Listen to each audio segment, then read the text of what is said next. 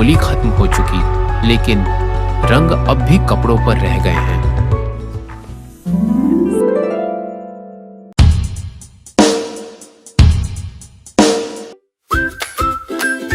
दागों की टेंशन खत्म, मुस्कान वापस। महाराष्ट्र भूषण डॉक्टर श्री नानासाहेब धर्माधिकारी यांच्या जयंतीचे औचित्य साधून डॉक्टर नानासाहेब धर्माधिकारी प्रतिष्ठान रेवदंडा यांच्या वतीने पेण शहरात भव्य स्वच्छता मोहीम राबवण्यात आली। या मोहिमेत पेण तालुक्यातील शेकडो श्री सदस्यांनी उत्स्फूर्तपणे सहभागी होऊन शहराचा कायापालट केला। दिवसभर चाललेल्या या श्रमदानातून शेकडो टन ओला व सुका कचरा संकलित करण्यात आला असून हा सर्व कचरा नगरपालिकेच्या घनकचरा व्यवस्थापन प्रकल्पाकडे विल्हेवाटीसाठी पाठवण्यात आलाय।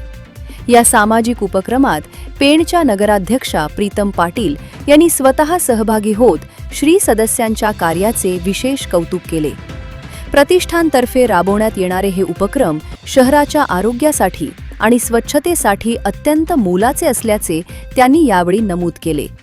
या प्रसंगी नगरसेवक अभिराज कडू, अजय क्षीरसागर, मितेश शहा, नगरसेविका पल्लवी कालेकर, अस्मिता पाटील तसेच मुख्याधिकारी जीवन पाटील, आरोग्य अधिकारी दयानंद गावंड आणि लेखापाल किरण शहा यांची प्रमुख उपस्थिती होती। डॉक्टर नानासाहेब धर्माधिकारी यांच्या शिकवणीनुसार स्वच्छता हीच सेवा हा संदेश या मोहिमेद्वारे प्रत्यक्ष कृतीतून पेणवासियांपर्यंत पोहोचवण्यात आला। धर्माधिकारी प्रतिष्ठानचं मुख्य वैशिष्ट्य म्हणजे विना कोणत्याही विना प्रसिद्धी सेवाभाव, कोणताही गाजावाजा न करता हजारो स्त्री सदस्य मनापासून स्वच्छतेचं व्रत स्वीकारताना दिसत आहेत। कोणत्याही ठिकाणी आज शहरातल्या प्रत्येक ठिकाणी आम्ही भेट देतोय, प्रत्येक ठिकाणी स्त्री सदस्य मनापासून भक्तिभावाने या स्वच्छता मोहीम हातात घेताना दिसत आहेत। बऱ्याच वेळा असं म्हटलं जातं की जिथे गर्दी असते तिथे गोंधळ असतो, पण डॉक्टर श्री नानासाहेब धर्माधिकारी प्रतिष्ठानने संपूर्ण जगाला दाखवून दिलंय जिथे भक्ती आणि शक्ती असेल तिथे हजारो लोकांमध्ये सुद्धा शांततेत क्रांती घडवता येते। आणि आपल्याला सर्वांना माहिती आहे की हे सर्व स्त्री सदस्य मनापासून शहरात हातात झाडू घेऊन आपलं शहर स्वच्छ करतात, शहर चकाचक करतात। यामागे यांची सर्वात मोठी भक्ती आहे आणि म्हणून सर्व स्त्री सदस्यांचे मी मनापासून आभार मानते। डॉक्टर श्री नानासाहेब धर्माधिकाऱ्यांनी चालू केलेलं कार्य आज डॉक्टर अप्पासाहेब धर्माधिकारी असतील, डॉक्टर सचिनदादा धर्माधिकारी असतील, यांनी सुद्धा हे कार्य असंच पुढे नेत चाललंय। हे कार्य म्हणजे स्वच्छतेची असलेली एक चळवळ आहे, संस्काराची असलेली एक चळवळ आहे आणि म्हणूनच तमाम मी पेणकरांना विनंती करेन की अप्पा स्वारींचा, सचिनदादा स्वारींचा आणि नानासाहेब धर्माधिकारी यांचा हा समाज घडवण्यासाठी घेतलेला जो आदर्श आहे, हा आदर्श शहर स्वच्छ ठेवण्यासाठी आंतरिक मनाच्या स्वच्छतेबरोबर भौतिक स्वच्छता पण गरजेची आहे। जर शहर स्वच्छ असेल तरच शहर निरोगी राहील। यासाठी आपण सुद्धा या संस्थानाचा आदर्श घेऊन आपलं शहर स्वच्छ करण्यासाठी सर्वजण पुढे येऊया।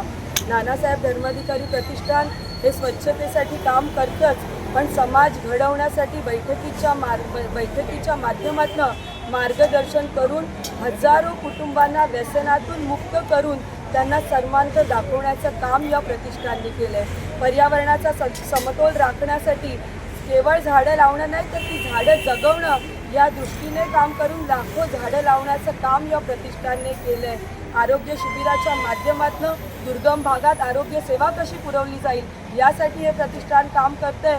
तर त्याच बरोबरीने रक्तदान हे सर्वश्रेष्ठ दान आहे, कारण का ते जीवन दान देतं आणि म्हणून जगातलं सगळ्यात मोठं देशातलं सगळ्यात मोठं रक्तदान शिबिर करून रक्त संचलन करण्याचा विक्रमी नोंद या प्रतिष्ठानावर केली आहे। आणि स्वच्छतेच्या बाबतीत तर नानासाहेब धर्माधिकारी प्रतिष्ठानाचं जे कार्य आहे त्या कार्याला आपल्या देशाचे आदरणीय पंतप्रधान यांनी सुद्धा स्वच्छ भारत अभियानामध्ये देशात सगळ्यात जास्त योगदान देणारं सगळ्यात मोठं प्रतिष्ठान हे नानासाहेब धर्माधिकारी प्रतिष्ठान म्हणून या प्रतिष्ठानाचं कौतुक केलं आहे। सर्व स्त्री सदस्यांचं मी मनापासून आभार मानते खरं तर आभार मानायला शब्द पण नाही आहेत. मी त्यांच्या चरणी कोटी कोटी नतमस्तक होते आणि आपलं शहर स्वच्छ करण्यासाठी त्यांनी जे योगदान दिलं आहे हे योगदान तेव्हा पूर्ण होईल ज्यावेळेस खऱ्या अर्थाने आम्ही सर्व मंडळी, सर्व पेणकर हे शहर स्वच्छ ठेवण्यासाठी रोज तेवढाच प्रयत्न करू.